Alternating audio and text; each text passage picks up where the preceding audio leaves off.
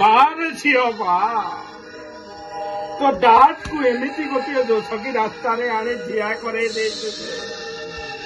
ତୋର ଏଇ ଗୋଟିଏ ପଦ କଥା ପାଇଁ ଏଇ ଶିବାନନ୍ଦ ସାମନ୍ତ ରାୟ ତା ନିଷ୍ପତ୍ତିରୁ ହରିଗଲା ରେ ମା। ହେଲେ ଗୋଟିଏ କଥା ମନେ ରହ, ୟା ପରେ କିଛି ଯଦି ଅଘଟନ ଘଟେ ସେଥିପାଇଁ ଦୋଷ ଦେବୁନି ରେ ମା। କିନ୍ତୁ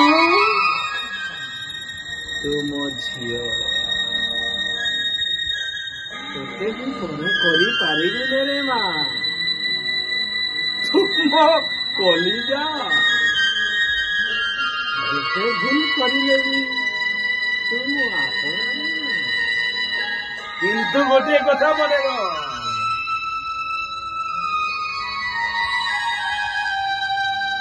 ଆଜି ଦିନ ଠାରୁ ତୁ ତୋ ମନେ ଭାବି ନେବୁ ମୋ ବାପାଟା ମୋ ପାଇଁ ସବୁଦିନ ପାଇଁ ମରିଗଲା।